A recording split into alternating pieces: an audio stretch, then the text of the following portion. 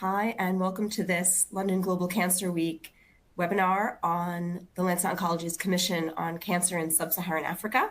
I'm Ali Landman. I'm the Deputy Editor of the Lancet Oncology, and I'll be chairing this session, and I'm joined by four authors of the Commission and excellent speakers. Here, Will Ngwa, the Chair of the Commission and Director of the Global Health Catalyst, Beatrice Wafe Ade, the founder and president of Breast Care International and chief executive officer of Peace and Love Hospitals in Ghana, Solmo Mohammed, professor of cancer biology at Purdue University Center for Cancer Research, the Indiana University School of Medicine, and Christian Nizamira, executive director of the African Center for Research on End-of-Life Care in Rwanda. So we'll be discussing the commission today, which was launched in May this year in Ghana, and has received a lot of, has had a positive reception, very important for identifying areas of improvement, problems and solutions for cancer and cancer care in sub-Saharan Africa. So first, will speak on the background and the objectives of the commission. Beatrice will then speak on cancer registration, reporting, screening, and diagnosis. Sulma will tell us about prevention. Christian will speak about palliative care. And then at the end, will summarize and give the recommendations from the commission. And then there will be, hopefully, time for a few questions in a Q&A session. So just a little bit of housekeeping before we begin. You're welcome to submit questions throughout the presentation. There's a little ask a question box on your dashboard. You just simply enter your question and submit it. And we'll save all the questions until the end. I also want to point out that on the dashboard, you'll see a box with related resources and a link to the commission is featured, and it will take you to the commission and to the Lancet.com. You can adjust or minimize any of the boxes that appear on the webinar to suit your preferences if you just want to look at the slides, for example, and a link to the on-demand version will be emailed once the webinar is over. So without further ado, I'd like to introduce Will, our first speaker, on the backdrop of cancer in sub-Saharan Africa and the objectives of the commission. So please go ahead, Will. Thank you. All right. Thank you so much, Ali. Good morning, everyone. So I'm going to be talking a little bit about the backdrop of the commission and the objectives. All right. So the commission was really created to inquire and to describe and analyze the state of cancer in sub-Saharan Africa and to be able to develop key recommendations that can address what the situation of cancer is in sub-Saharan Africa. As you can see in the picture on the right, really that is the pink area is sub-Saharan Africa, made up of about 46 countries. And to do this commission, we actually started in late 2019 into 2020, where we had over 54 commissioners come together. The kickoff event was actually took place at AORIC conference in Mozambique. And then after that, COVID-19 hit. So the interesting thing here was that a lot of the work done on this commission was done during the period of COVID-19. And as Ali mentioned, that report was launched in May this year in Ghana. And one of the things that setting out for this commission, the goal from the Lancet Oncology was really that to make sure that we make all voices heard. We made sure that at least 50% of the commissioners were based in Africa. And we also made sure that it was clear that they wanted to make sure that 50% was made of women. And so we had a really robust and diverse list of commissioners who worked together to make this happen over 2.5 years. What we found from this commission essentially is that kind of highlighting some of the key things is that the challenge of cancer now faced by sub-Saharan Africa is significant, is substantial. Urgent action needs to happen. I usually say that COVID-19 killed less people in 2021 than cancer did in Africa. And I think we need to bring that same urgency that we brought COVID-19 to address the situation. If you just want to go by the numbers in terms of mortality and the impact it has on human life. And so, so the commission actually showed that, cancer will double between 2020 to 2040, and the incidence and also the mortality. But actually, from additional analysis, we did find out that because of the impact of COVID-19, for example, with children, there was going to be a 30% increase in mortality between now and 2030. Cumulatively, we predicted that from the commission finding that this will reach to about 1 million deaths per year by 2030. And so you can imagine that this is really an emergency situation. In terms of the backdrop, we also found out that, cancer, because by now people had already, wondered what the situation of cancer is in Africa compared to other regions of the world. What we see is that Africa's mortality rate is really, really high. It's about 70%, so essentially means that 7 out of every 10 people who get diagnosed with cancer usually die. And part of that is because of the late presentation. We see that cancer, most people present late with the disease. You can see this picture from our colleague Beatrice from Ghana, who is co-lead of the commission, and she sees these many women who present late with the disease, but that's also very common for other cancers, which we find the highest number of cancer cases are from breast, followed by cervical cancer, prostate cancer, colorectal cancer, liver cancer, and leukemia. But in terms of mortality, cervical cancer is the leading cause for that. And so what that really means is that cancer is it's a devastating disease for women, in particular in Africa. In fact, we see that in Africa, sub-Saharan Africa is one of the regions where women die more of cancer than men. And so there is a whole, a lot of action now out there because of women who are looking at that as an equity issue. The other thing we found out from this report is that, it affects a lot of kids. Africa is a very young continent. It's one of the youngest continents in the world. And what we see is that by 2050, almost 50% of the global cancer burden in children younger than 15 years will be in Africa, which really means that we need to address this urgently.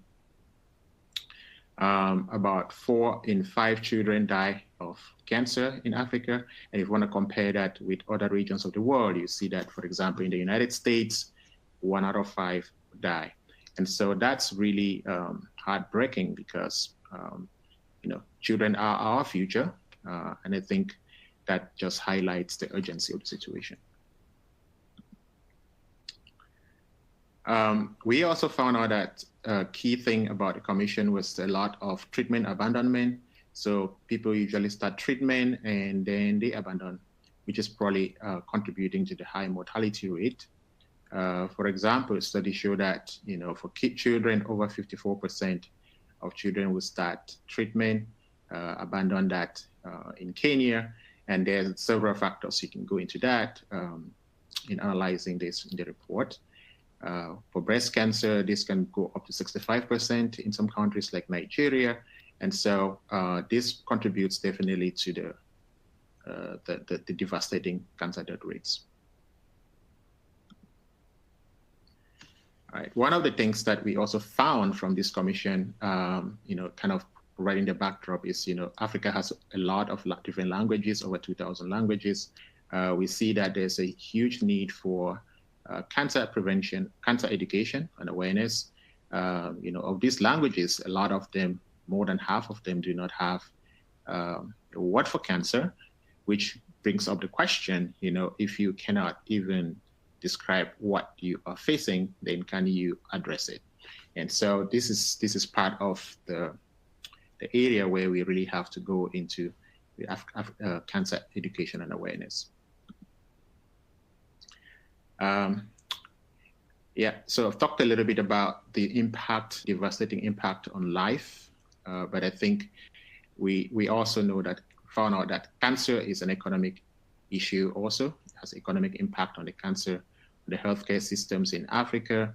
You can see a highlight here, just one country, Nigeria, where, in 2019, the economic loss due to cancer estimated to be over $5 billion. In fact, when we did the launch of the commission in Nigeria, there was a lot of the news headlines there where really, it's kind of interesting. A lot of people captured that as one of the things that need to be addressed. The impact in terms of money in economics was something that people could really appreciate and see that it's not just human life, it actually has economic impact as well. And so, just to end, I think from what the commission has found, there's a situation in Africa that's urgent. In the past decade, one of the key things that Africa has been dealing with is a lot of communicable diseases. I like to, one of the main statements that President George Bush of the United States, when he launched the PEPFAR program, the program for HIV/AIDS, to fight HIV/AIDS, one of the things he said was, how do you save the life of a woman from HIV/AIDS only to have that woman die of cervical cancer? And I think that that's what we're seeing right now. Part of the explosion in cancer in Africa right now is because of things like the HIV/AIDS, the infectious diseases are causing, a lot of the burden that we see now in cervical cancer. And so we really need to address this urgently if we, want to go further and not only save the lives from HIV/AIDS. So I'm going to end there for now.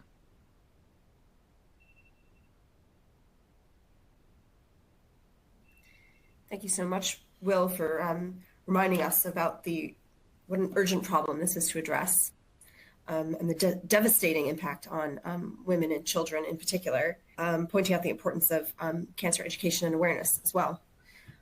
So now we're going to hear from Beatrice on cancer registration, reporting, screening, and diagnosis in sub-Saharan Africa. So please go ahead.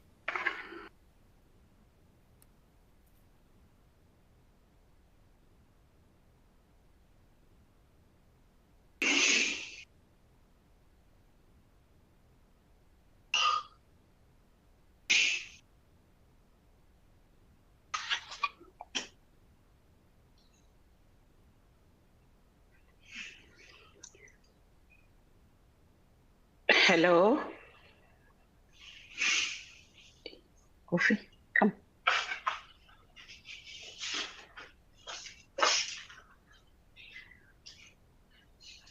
Good morning. Good morning. Warm greetings from Ghana. I want to first thank the organizers of the London Global Cancer Week, and also thank the commissioners who came together to put down this report, the Cancer in Sub-Saharan Africa Commission's report. So I'll be touching on cancer registration, reporting, screening, and diagnosis in Sub-Saharan Africa. The question I want to ask everyone is, what can we do without data? What can we do without touching on the registration that we need to have?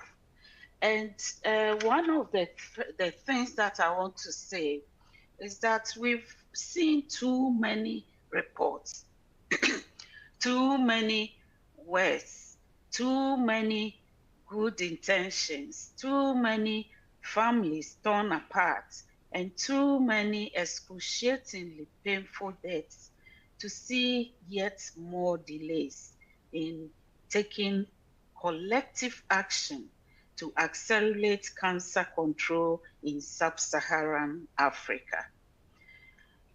So this report has come out to show us a lot. I mean, let's look at the report that was done by IAC to say that Africa in 2012 had about only 1% of population-based cancer registries. This is unacceptable. And that is the reason why we need to work on the commissioner's report to change the narrative, to make sure that we are getting the right things in place. And so when we talk about the growing evidence that we have in Africa as far as the cancers are concerned, they are actually very high. If in 1970, we had about 15% of cancer deaths, we know that in 2008, we already have about 56%. And this is expected to grow to about 70% in 2030, something that is unacceptable. There are things we need to consider when it comes to data collection and data management. Cancer data collection begins by identifying people with cancer who have been diagnosed or received cancer care in the hospitals, in outpatient clinics, in the radiology departments, in the doctor's offices, and those who have received cancer treatment. All countries need to have laws regulating or requiring newly diagnosed cancers to be reported to a central point. This is something that is lacking in most sub-Saharan African countries, and this must also change. And what are the categories of cancer registries that we have? We have the one with patient demographics, which will show the age, the gender, the race, the ethnicity, and the birthplace of the patient. We also want that talks about the characteristics of the tumor. And this will talk about the types of tumors that we have. And we need to actually, categorize these tumors. We can use the one that considers the kind of treatment that the patients are getting, whether radiotherapy, whether chemotherapy, whether hormonal therapy or immunotherapy. And also we need to categorize the outcomes, which will look at survivorship, the cause of death, and so on. The fact that somebody has cancer doesn't mean the patient is going to die from cancer. Sometimes they can die of something else. So the registry is something that every country should have, especially the population-based registries. And we need to understand that having registries is not that easy. There are so many things that go into it, and including the fact that the patient's information has to be confidential. We need to find a way to code these diseases, and also to give the patient, to replace the patient's names with other codes, which will not give up the patient's information for everybody to be able to access. So the importance of cancer registries lies in the fact that they collect accurate and complete cancer data that can be used for cancer control. And in fact, if you don't have the data, how can you go forward to policymakers and ask them for the change in policies? The fact that you need to have the data before you can even tell your government that you need to have X number of pathologists, X number of surgeons, or X number of equipment for cancer management in the particular country. So we see the information, the need for the registries, registration, reporting, screening and diagnosis as the fundamental of what we need to do in cancer control. There are types of registries.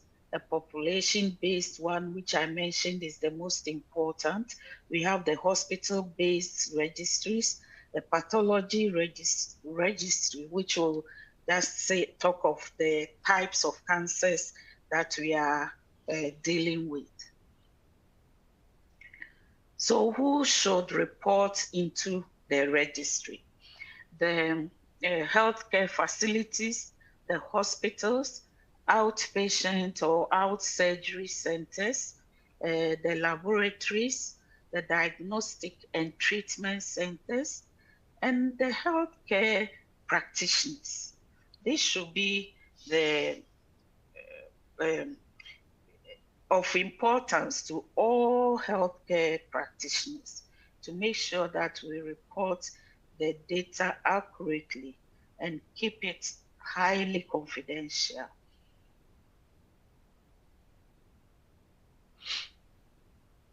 There are a lot of limitations when it comes to the cancer registration, and we need to know these things to be able to fight for a change in them, like the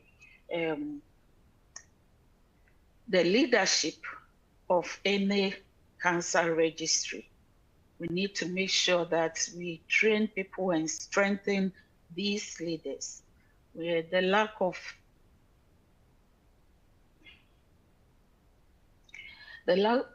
of harmonized authorities.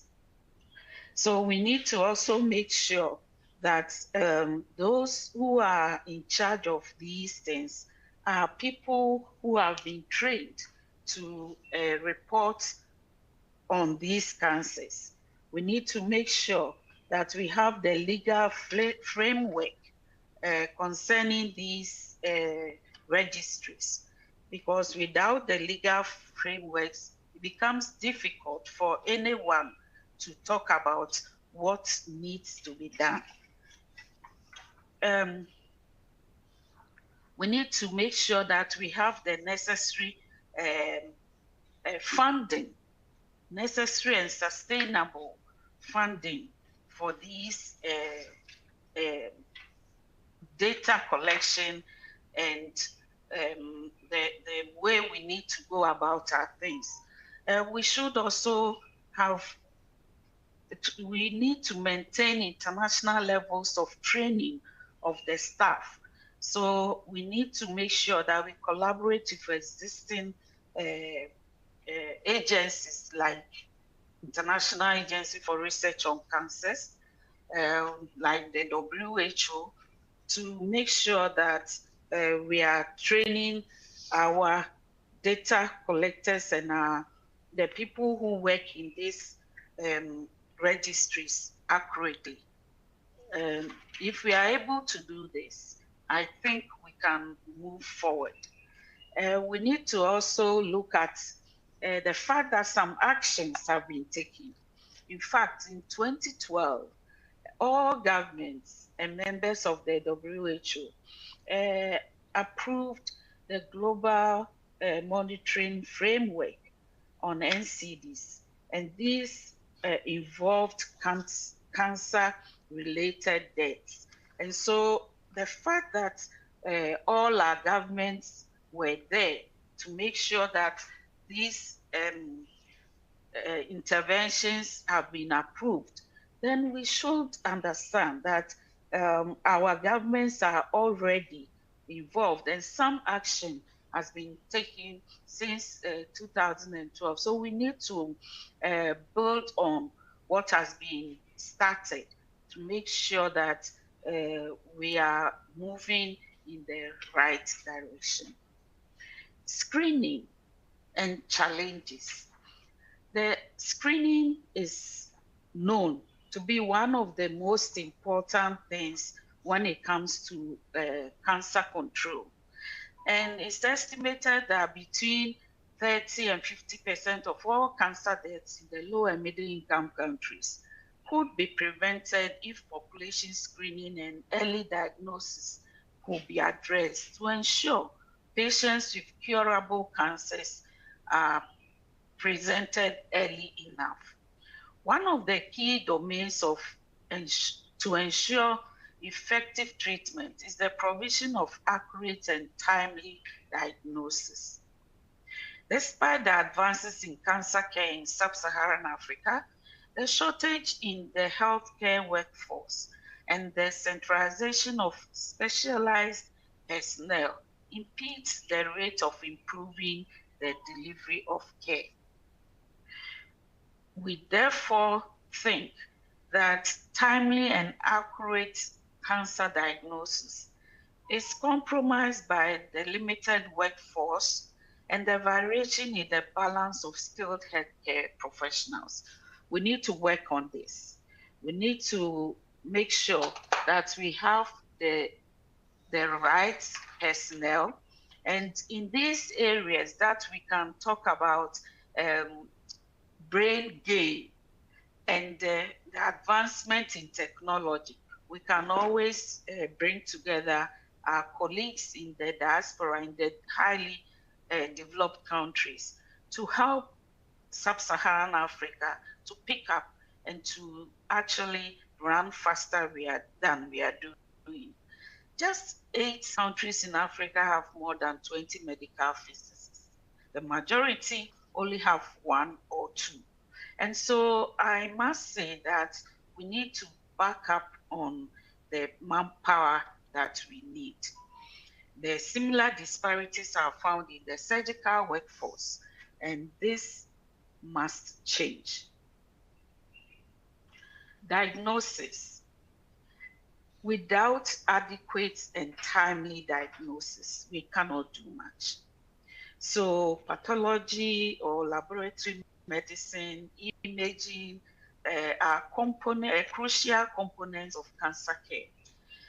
And in most sub-Saharan Africa, efficient histopathology specimen referral systems are lacking due to the poor infrastructure. We can do better here. We need to work on this. Long periods of equipment downtime due to inadequate maintenance, often because of the huge expenses, the lack of reagents can actually cause a lot of delay in getting the care that we need. The practical solutions to the key challenges are to develop sustainable, affordable, and timely pathology medical services in a multi-layered challenge that requires a combination of established and more innovative approaches. The development of population screening as a contributor to earlier diagnosis remains underdeveloped across most sub-Saharan Africa, with the exception of cervical cancer, which has received some attention. So we need to actually move faster. We have a practical example to share.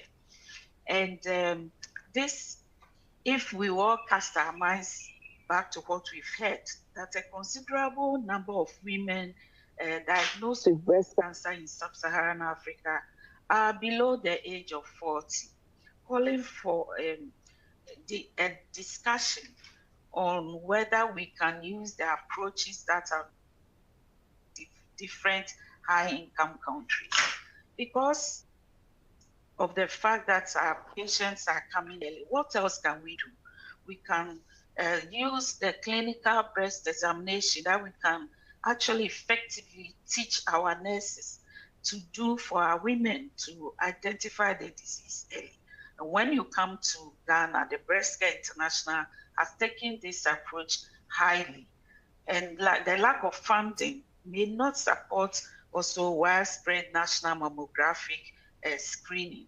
So this approach that has been taken and that is showing a lot of potential, we think can be emulated in other African countries, where we train nurses, we teach women how to do their own breast self-examination. The nurses are trained, especially the community health nurses, are trained in clinical breast examination in the communities to help women find things early and report to the hospital when meaningful treatment can be done. If we'll be able to do this, and we want people to go to the Lancet Commission's report and find the experience of Breast Care International and see how they can adapt it to their various countries. Thank you so much.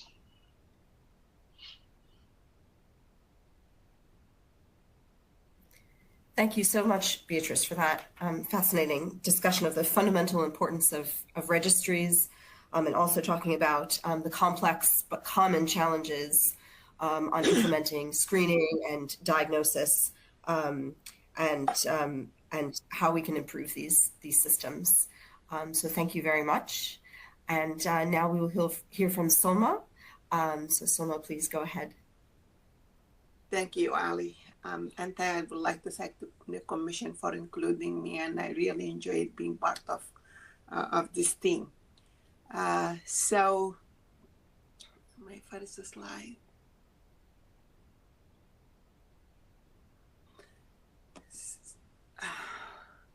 So, my focus of my talk is in the part of the Commission of cancer prevention.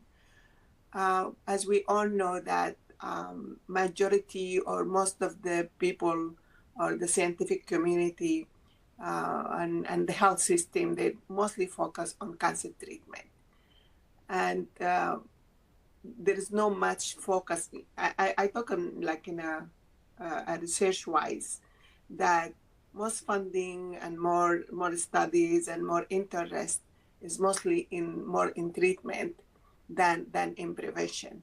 But as we can see, like, in the United States, that implementing like pap smear and mammography really help a lot of women and saved a lot of life by diagnosing the disease early.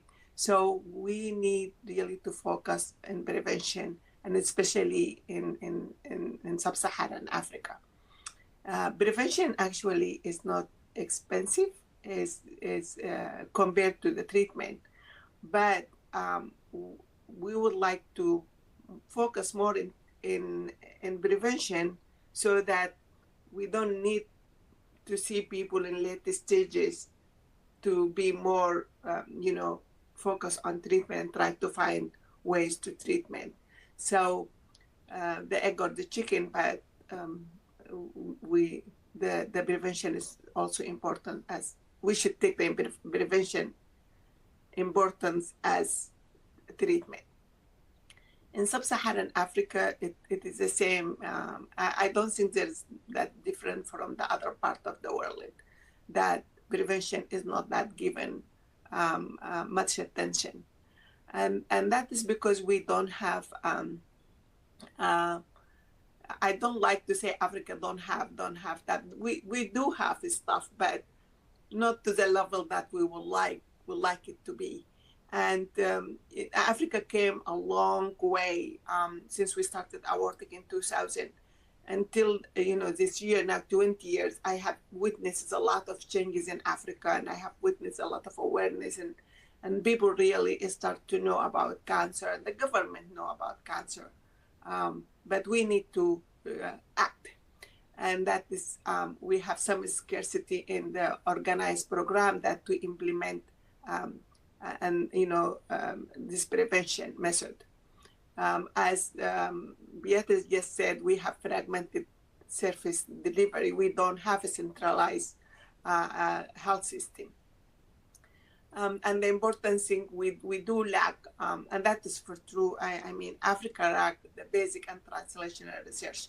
We don't have as much research as United States does.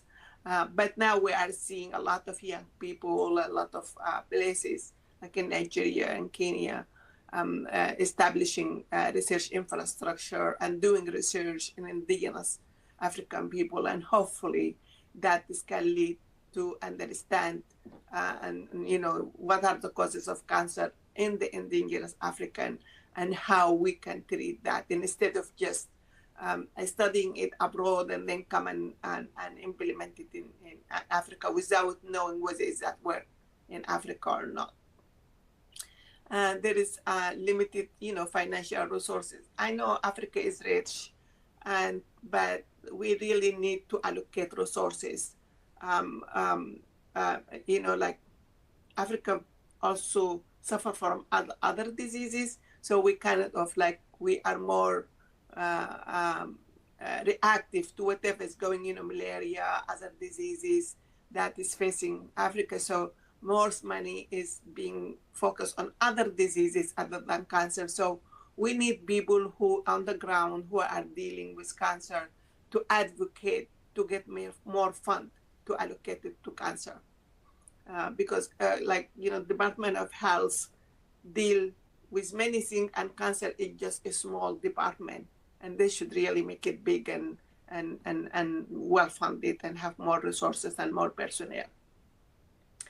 So as I said, the situation is improving in Africa, and we see that 2/3 of African countries now have established national cancer control plan, compared to only 46% that in 2003. So and I think now most sub-Saharan Africa that they have this plan, but the implementation of this plan varies from one country to another, and we need to focus it. So to implement prevention, as I said, we need to know the cause. We need to know the cause in African people. And if we know the cause, then we can reduce the exposure.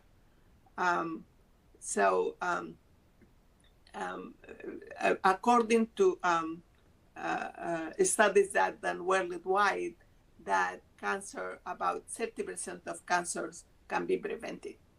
And so if we can prevent it in other places, we should prevent it in Africa, in sub-Saharan Africa. So there is cancer can be due to infectious diseases, and that is which is prevalent also in Africa. And if we can control these infectious diseases, then we can control many cancers. And that is like infectious diseases like hepatitis virus, Epstein virus, and Kaposi sarcoma associated cancer viruses, herpes, and hepatitis viruses.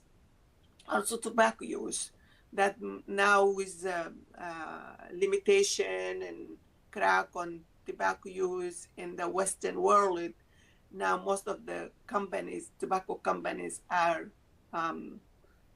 finding more market in Africa. And I hope that we should be aware to this situation right now and try to stop immigration of these tobacco companies to sub-Saharan Africa.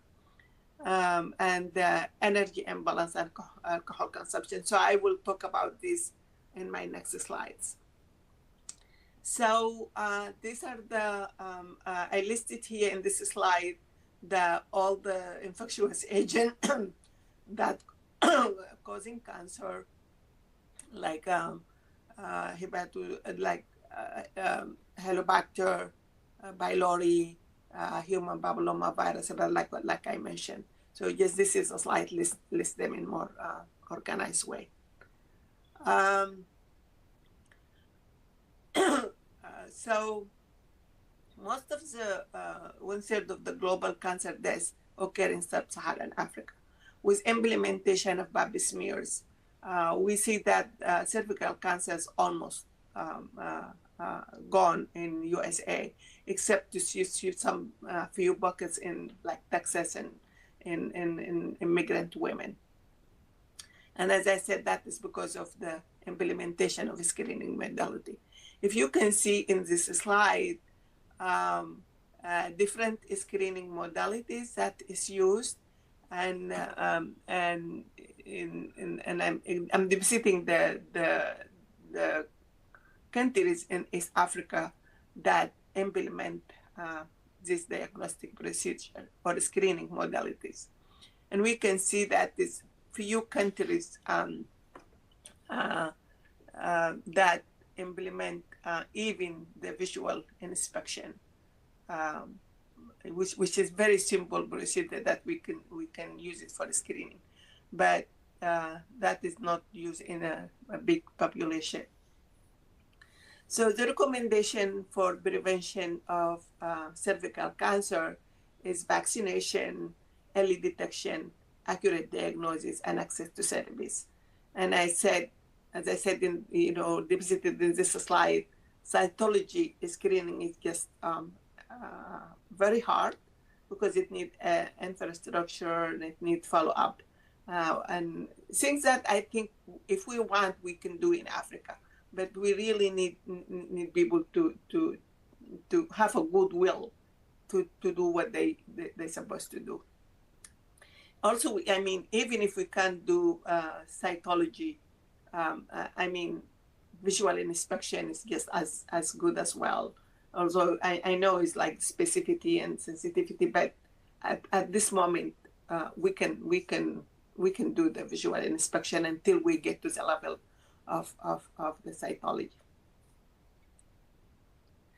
So these are the tests also used for screening now in the United States.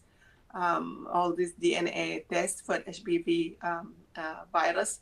But as you can see, most of these are PCR tested, and it needs reagent, and it need, so, and they take longer time to detect. I know there is some countries in Africa, they do this HPV test, but as to implement it as a screening modalities, I think it's going to take time, or even to triage women.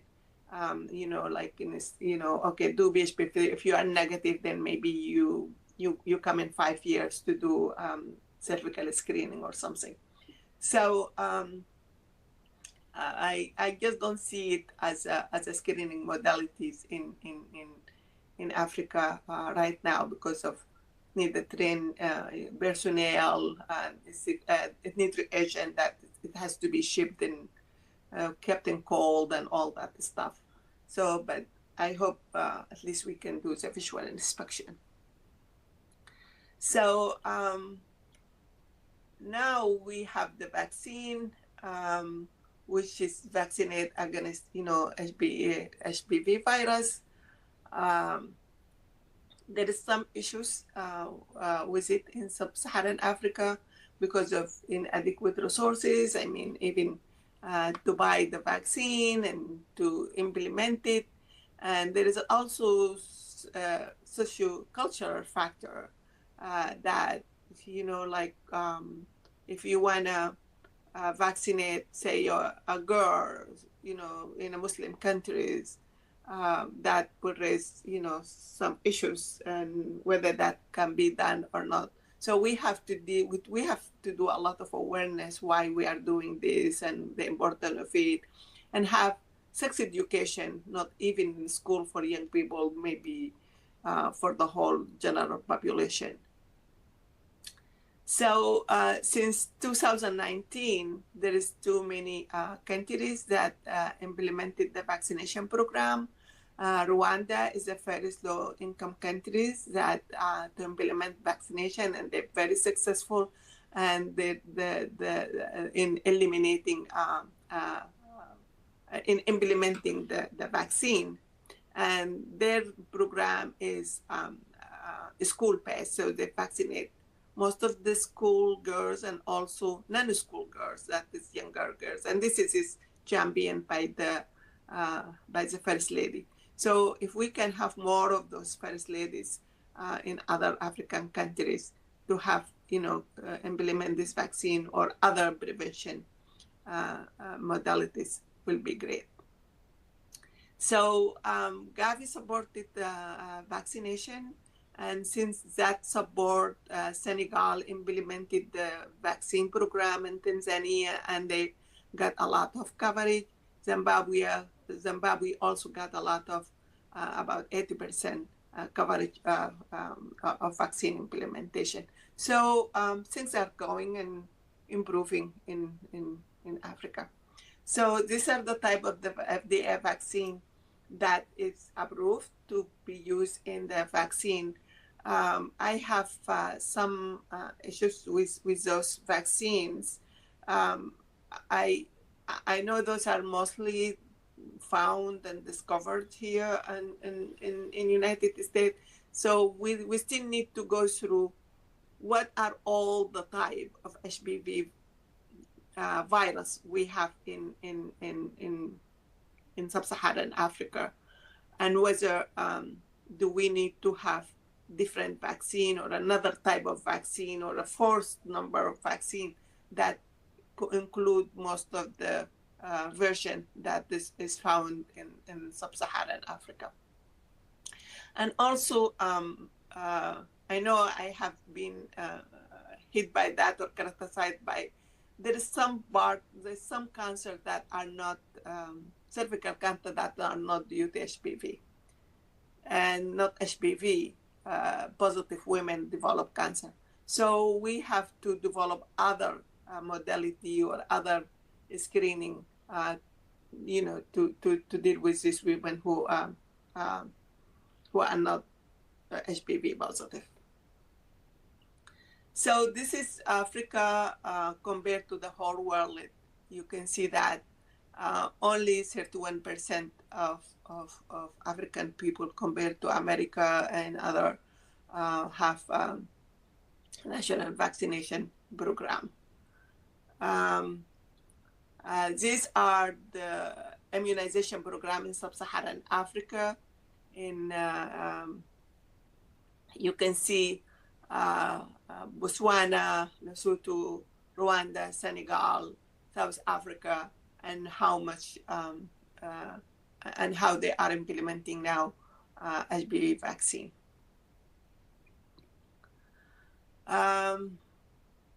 So as I said, the screening is low so far, but we are getting there. I mean, they were targeting to achieve about 70% coverage, but now we have about 20%. So hopefully, we will, in another coming few years, we can have more coverage.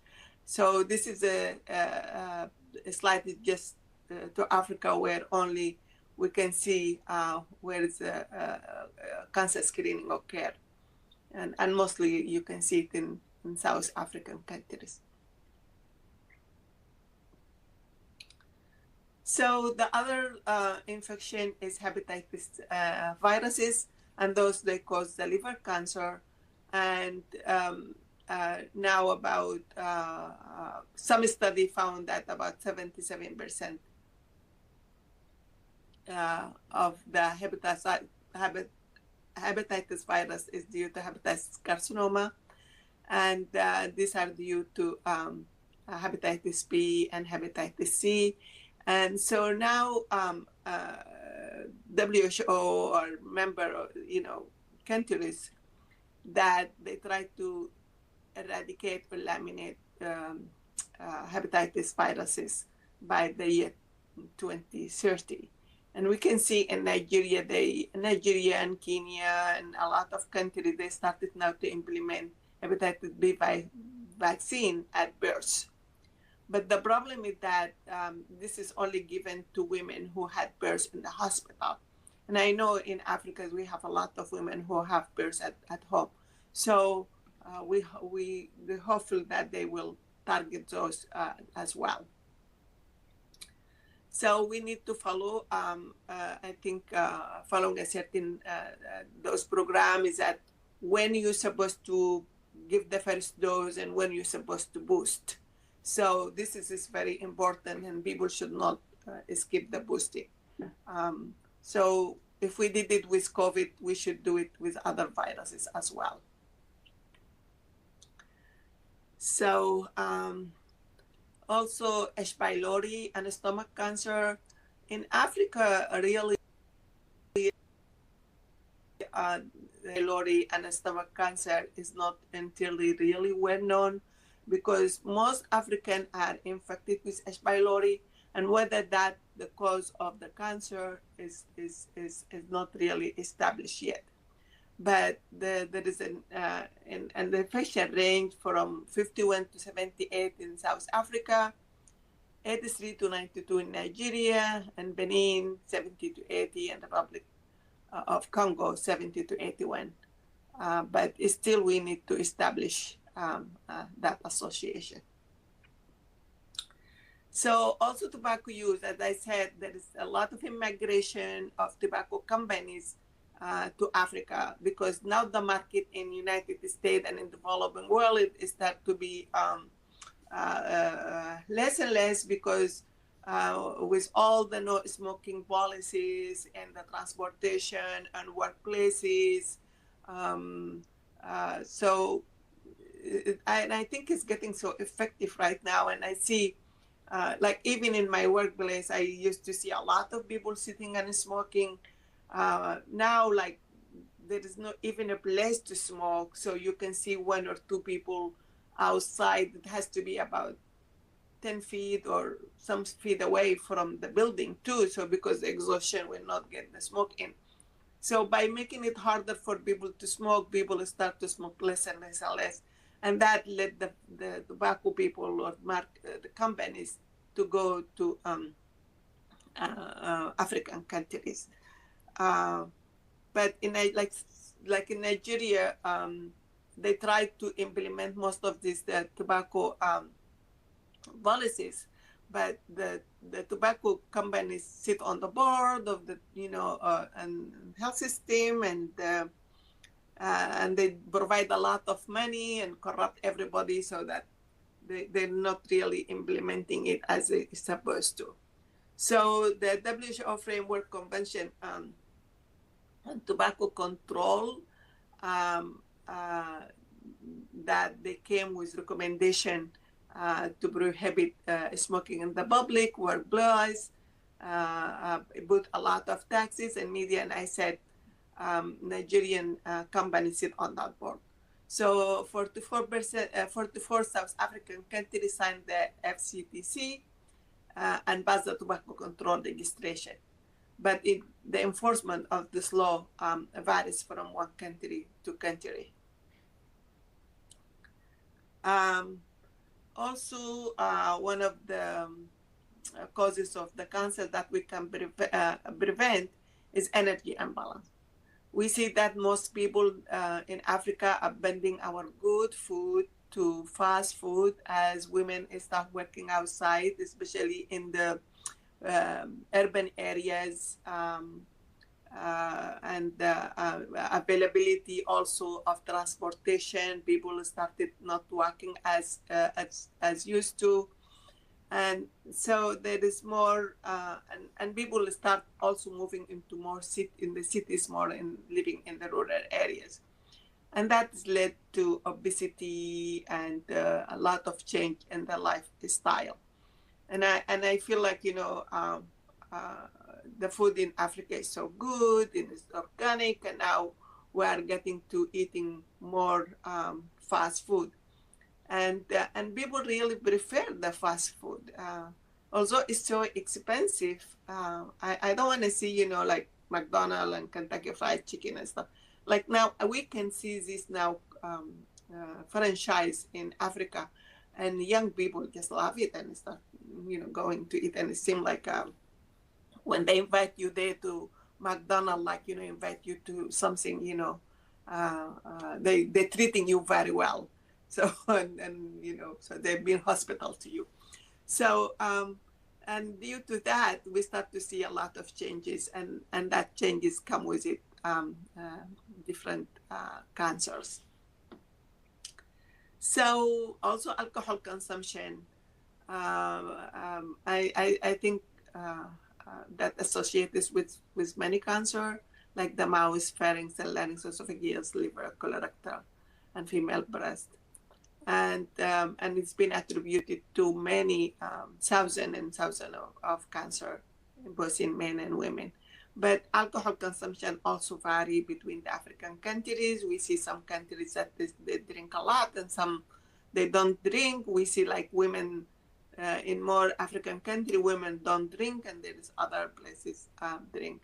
So I don't know how much, if there is any work that done to have that alcohol association with cancer in Africa. So I listed ways, to reduce risk factor here in this slide, like, stop smoking, keep moving, eating healthy food, go to our, African healthy food that is organic and, more tasty too. So, do some screening, vaccination against hepatitis and cervical cancer. So I'm not going to read them, but this is a summary for that. And also we have, I have done some population work screening where we used, I did that and Beatrice did that in Ghana, and we did that in Sudan, where we trained women who are just young women volunteer to go into the village and just screen women for abnormality. Look at the breast and see if there is any abnormal thing that in the breast, and then refer those with abnormality for more diagnosis. So we feel like, kind of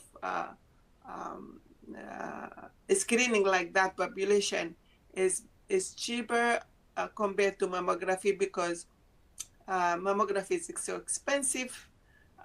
It needs maintenance. We have, you buy this big equipment, you take them to Africa, and you don't have either, to have maintenance agreement is so expensive. And if they break, they took forever to fix. And I have experience with, even not with mammography, even with radiotherapy machine, that they break and they take forever to be fixed. So this modality of just using young people just to look for, not even breast alone, we can use it for other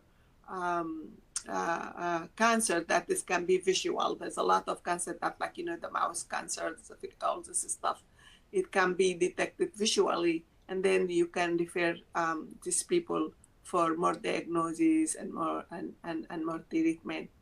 And I think we do have cancer centers. Since 2000 to now, Sudan used to have one cancer center. Now they have 9 cancer centers. So there is improvement in implementing, and having more facility for treatment. So might as well do something to diagnose the disease early. And I feel like if we diagnose the disease early, we don't have to implement this expensive treatment. And that is my 5 cents. Thank you very much.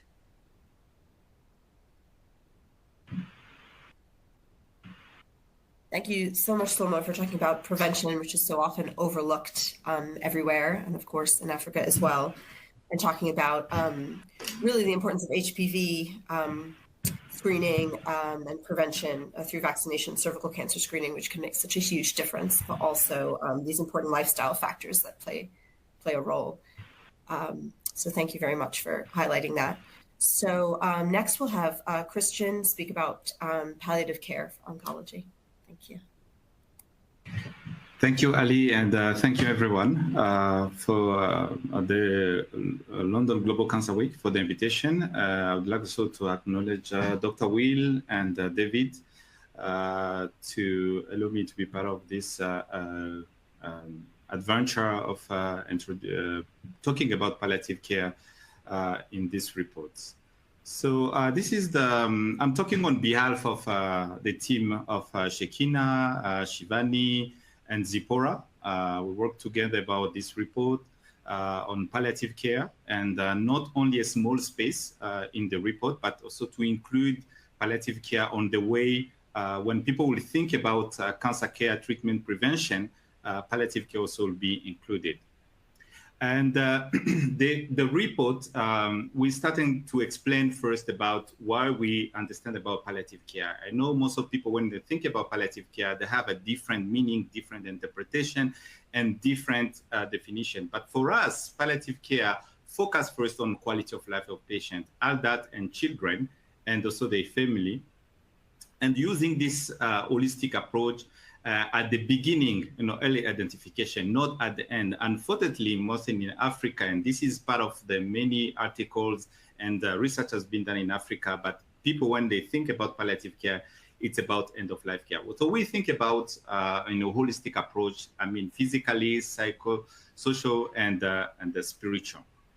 And it was really important in the report to bring a different aspect of palliative care. And that was, for me, the best way to illustrate that perspective in palliative care was to remember what Hippocrates said. It's far more important to know what person the disease has than what the disease the person has.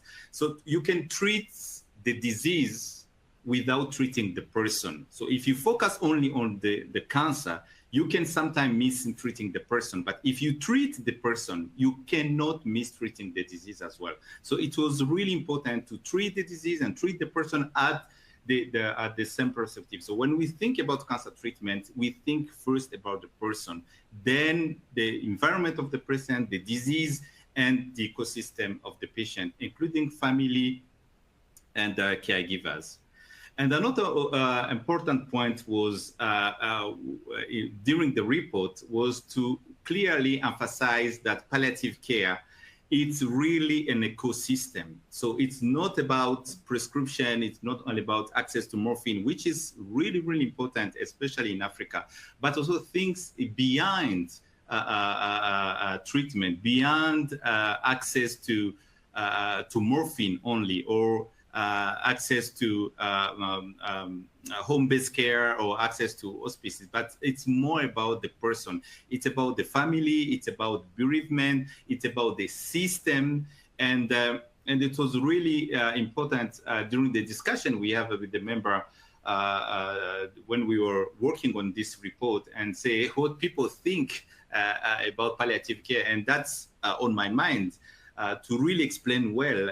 This is a small image poster I find on internet, which can really explain well what people think about palliative care. And that is not only people who are out of the medical field, but even include people in the medical field. When we talk about oncologists, when we talk about the oncology team, when you mention about palliative care, they think about, okay, this patient is going to die. There is nothing we're going to do. Let's prepare the death of the patient. That is not, unfortunately, and that brings stigma even to the treatment, the care of the patient. So what we think about palliative care, it's living as well as possible.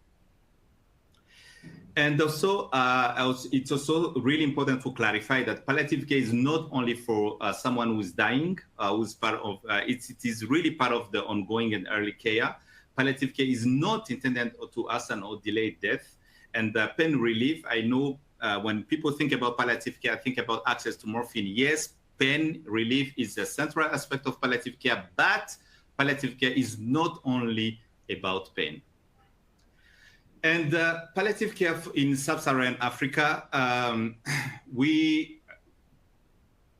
more than 60 million people die every year. And unfortunately, 45 million die in developing countries, and 60% could not benefit for palliative care. And there is so many reasons, so many challenges. And this is why I'm really fortunate to work with this team and through this report to just unline about the challenges, but also to bring solutions. It's not about to say there is nothing we can do. It's low and middle income resources. Yes, it's a low and middle income resources, but doesn't mean no resources. There is always some resources can be used in the continent. And that's also really important to understand from the previous work have been done by the Lancet Commission on global access on pain medicine and also palliative care. You can really understand the inequality and the inequity on access to morphine. And only 3 countries, Canada, US, and Australia, are using almost more than 90% of morphine in the morphine in the whole country, and the rest of the country has to fight to use the almost 15% of the morphine, which is, on my sense, it's a big inequity. What really was mentioned, and especially even when we talk about sub-Saharan Africa, let's also think in sub-Saharan Africa, especially we have 3 different blocks. We have Anglophone, Francophone, and also Lusophone. And it was really interesting on my research to understand that within sub-Saharan African countries, there is also, again, disparity between some, especially Anglophone country and Francophone country, when you can see that among the Francophone country, this is a map from Hospice Africa, only 3 countries, apart from Uganda, only 3 countries have access to morphine syrup. It's Rwanda, Cameroon, and Senegal. So there is a lot of things we need to do, and the risk report and give some one of the solution. Pediatric oncology, my colleagues, previous speakers mentioned about it. You know, access to pediatric oncology and palliative care in sub-Saharan Africa is still challenging. And we can see the high proportion of African children with cancer, with advanced disease, have no chance to find a specialist or a palliative care unit in Africa. And this is some of the statistics, the pediatric oncology services in Africa. And as you can see, there is a lot of to do, but let's still hoping that this report will impact, especially for stakeholders and people who take decision. And we came with a 5S framework as a solution through this report. One is staffing. Yes, we need to train local oncologist team in palliative care, but also develop a sustainable training infrastructure to provide enduring pipeline for local leadership development. So understand human resource investment are more resilient to inevitable change. We saw that, and we'll talk about the pandemic on COVID-19, when the ups and downs. Some project was really on only access to funding. When money withdraw, everything stopped. And also provide inherent in a high effectivity on the culture adaptation and process. I think Salma talked about it. We need also to adapt when we train the personnel, and making sure it's based on the social culture context. The second S is services. So we think national and institutional protocol for securing medication, commodities, and technology needed to be for palliative care delivery. And such is really, really important, because some countries, based on what we said previously, sometimes there is no medications, or there is no treatment, there is no radiotherapy, there is no place where cancer patients can be treated, and including palliative care as well. And also it's a space, creating space using homegrown solutions, not necessarily developing or adapting or duplicating a model from Europe and the US, but try to develop a homegrown solution based on home, primary health care, hospice, and outpatient clinically, we can have in Africa, and which could be can assure adequate and dignified space for palliative oncology services, including during the social distance, using telephone and other technology. And the 4S is a system.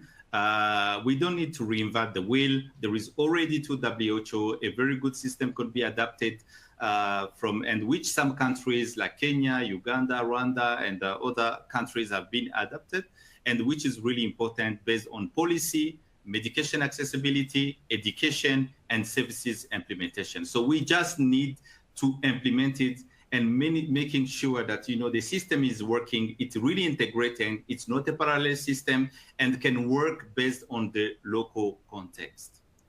And the last S, it's a synergies. I think we'll talk about it, about how we can integrate the palliative care in the health system, using the previous examples on the HIV, TB, malaria, and all system and the program which is working well in Africa. But we don't need again to reinvent the wheel. We just need to using the system, the existing system, and integrating palliative care. So, and our conclusions came to one for the recommendation of palliative care oncology for children, one to incorporate childhood cancer into essential benefit package, including palliative care in universal health coverage, including priority for childhood cancer in national cancer control plan, also trying to eliminating out-pocket expenditure for children with cancer. We now mean in general, and when palliative care also it's including expanding access to effective services for childhood cancer. And also it's really important to make an innovation building upon current collaboration, and also creating also best practice between South-South collaboration. And my first reflection on this report is the way people die can reflect how the society lives. I can go even beyond the way a cancer patient die can reflect how the oncology program. And this is also really important because palliative care is not optional, is not an extra, an add-on, or a luxury, or an afterthought. It's a really essential component of human cancer care. Thank you for your attention.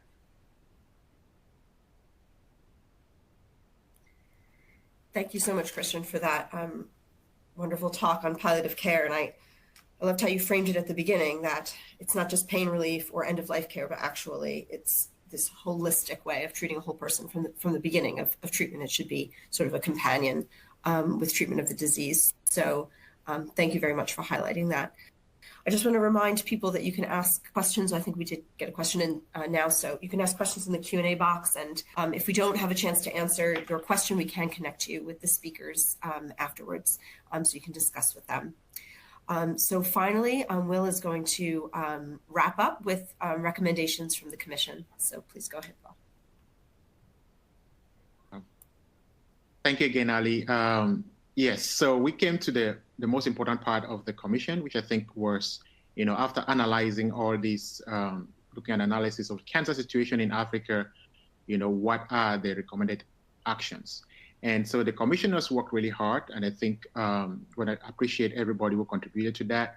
I think they came up with 8 recommendations that we are going to, that I'm going to share about together with actually going to ask the co-chair of the commission, Beatrice, to talk about the first 4. And also acknowledging David Kerr, Professor David Kerr, who really did a lot of work here. And so what we are basically doing now is to become lobbyists, where we go to every African country and work with different stakeholders, the government, the industry, really making sure that, everybody gets to do some action around these recommendations. So I'm going to give my colleague Beatrice the chance to talk about the first 4 Commission recommendations. Thank you so much, my brother and chair of the Commission, Professor Will Ngwa. So we have 8 calls to action, and the first call is precision cancer control planning. So we need to develop or update national cancer control plans and provide sustained finance to ensure their implementation. The metrics are implementation of the National Cancer Control Plans, and the time frame is within 5 years. I must say that in Ghana, just last week, we went to update our National Cancer Control Plan. So other countries should also not wait for too long. The second call to action, improving data acquisition and cancer registration. This is what I read earlier, and I must say this is at the foundation, at the core of all our cancer control activities. So we need to invest in cancer registration to provide data upon which national cancer planning will be undertaken. And the metrics are to establish and support national cancer registries. And here I must add financially. And the time frame is within 3 years. Our third call to action is designing healthcare systems that promote equity of access. In fact, we need to expand universal health coverage, incorporating cancer care into essential benefit packages and national health insurance systems to reduce out-of-pocket expenditures for essential therapies for citizens with cancer. We need to make our systems work for our people. And the metrics that sub-Saharan African countries need to incorporate cancer care into universal health coverage. The time frame is within 5 years. Our fourth call to action is increasing cure and improving care. If we are able to diagnose more cases early, we will improve the cure rates. And so we need to pilot early cancer screening and detection programs that make use of point-of-care technology delivered by allied health professionals, accompanied by mobilization of resources to provide affordable, adequate, and value-based cancer treatment. The metrics: substantial decrease in the number of patients with late presentation, decreased time between diagnosis and treatment, increase the percentage of patients with cancer receiving appropriate treatment as delineated in national guidelines. And our time frame is within 5 years. We are not done yet. I will invite Professor Mulingwa to continue our next call to action. Thank you, Sister Beatrice. So the action number 5 is really starts where Christian ended on palliative care. And, this is a really important part of the recommendations because, as we mentioned at the beginning, if you're already having currently that 70 to 80% of African patients present with advanced disease, then palliative care becomes the optimal form of management, recognizing that palliative care only doesn't mean when you come to end of life. Like Christian said, it can come also at prevention, generally just trying to enhance the quality of life of the patient. And so we think that in terms of metrics, the established integrated program, this should be done within 1 to 3 years on palliative care. Action item number 6 was building and maintaining a workforce. This is so important because, one of the things that when you talk to African doctors, sometimes they say they don't want to specialize in oncology because, they only have to tell bad news to their patients.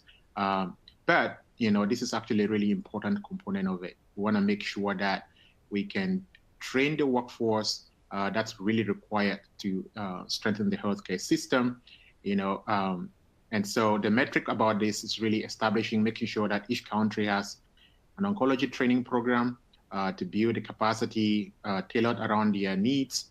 And we really put a time frame there, 3 to 5 years to do that. And then action number 7 is innovation and research. This is so important because, African innovation is really important. It has to be Afrocentric, where innovations are made locally based on the contextual needs of each country and the continent, the subcontinent. And I think that, so one of the recommendations here was to establish centers of excellence on research in each country. I can mention also, like Beatrice mentioned for Ghana, that Tanzania is actually working really hard since we launched the commission to establish such a center of excellence. And we hope that other countries can emulate as well. I also know that Ghana with Beatrice, they are looking to do the same thing. So, some action already happening since the launch of this commission. And then finally, one of the key calls to action that we saw could really cut across all the different areas of prevention to treatment, palliation, and everything was telehealth. There's a lot of, as you've heard, in most countries in Africa, people may not have toilets, but they have mobile phones. So it's a deep penetration, and it's really a great opportunity for Africa to leapfrog into an era of telehealth. And so the recommendation here is to expand the use of digital health solutions to address the growing cancer burden and disparities. And this increased investment in telehealth really needs to involve policy making, because so it can provide a reliable infrastructure for that and the policies that can really guide implementation. And the time frame for that is 1 to 3 years. So, want to end again with this statement that, we have seen too many reports, too many words, too many good intentions, too many families torn apart, and so many excruciatingly painful deaths to see yet more delays in taking collective action to accelerate cancer control in sub-Saharan Africa. I would say that we have presented to you today just a taste of the commission. You should go online and read the detailed report. It's not possible that we could have presented everything here in detail. But really ending with this statement that, it's time for action. Everybody can do something about this. We are really hoping that Africa can really, and that's the push now, is to declare cancer emergency, because that's what the situation is. Thank you.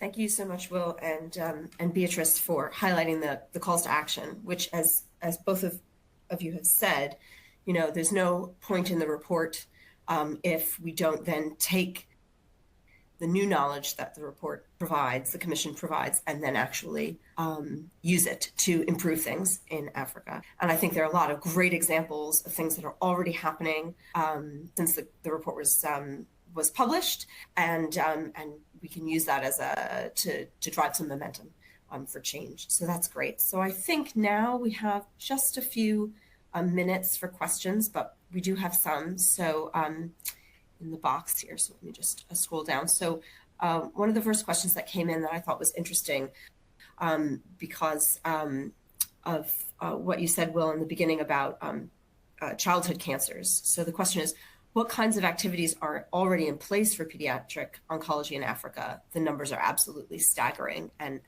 what else could we do? So Will, I'll start with you, but if anyone else wants to chime in.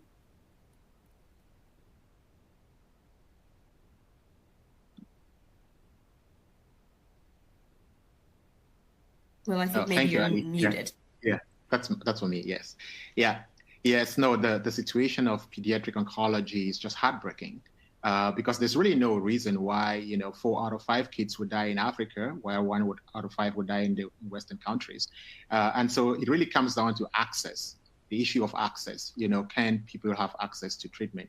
And so, what some countries that are being successful have been doing is that they are really making cancer care more accessible. Beatrice mentioned about universal healthcare coverage. I think the countries like Rwanda, where you actually have, and some other countries that have made cancer access to treatment or services or diagnostics more accessible, they've seen better response there. And so, one of the key things that I mentioned also was the abandonment rate. A lot of kids who abandon treatment, I mean, their parents abandon treatment is because of the cost. Other barriers like distance, to the access to cancer centers. So those barriers are really related to access. And so solutions that are being successful right now are ones where they are increasing access. You basically, we know what we can do. We just need to do it in a way that people can have access to that.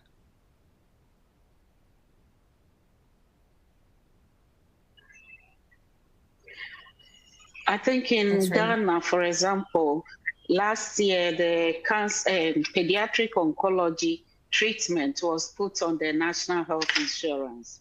What we are asking for is a comprehensive coverage of the diagnosis and treatment and rehabilitation and palliative care for these children. And so a lot more needs to be done there.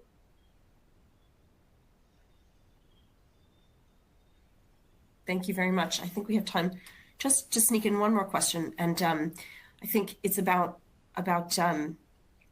costs, treatment costs. And I think that ties into funding as well. Who's paying for all of these endeavors for screening, for treatment, and is it patients, and how can we improve funding, and where does that come from? Yeah, maybe Christian can answer that. If I may come in, almost all the countries. Oh, yeah. Okay, yeah, thank you, Will. I think most of the time it's patients, but we have a different system of costing in different countries. Like the examples in Rwanda is the government pay 90% of treatment of the patient, and it's only 10%, which is out pocket from the patients. So, but I know that the system in Rwanda could be different in the other system. But my experience is traveling in different countries. Sometimes patients and family members has to pay 100% out pocket, which is really a burden from the family and from the community. But the ideally here from the report is how the government could be really involved and engage on paying, and we reduce the out-pocket expenditure from the patient and family members. And I think the reports really explain well about it. Yes, I think there's a huge push for universal health coverage, and I think that's really the key here. Thank you so much. So I think I'm showing 10 o'clock, and I don't want to keep people. I know there are a lot more sessions for London Global Cancer Week. So we will be able to connect. There are a lot of questions, but we will be able to connect the speakers with your questions afterwards. This has been recorded, so you can go onto the London Global Cancer Week website to watch anything you missed. And so I'll just conclude by thanking the speakers for their incredible talks. And I really encourage you to read the commission online. I think there's a link that you can see on your dashboard. So, and thank you very much for coming and asking your questions. And have a very good rest of your day. Thank you. Yeah, Ali.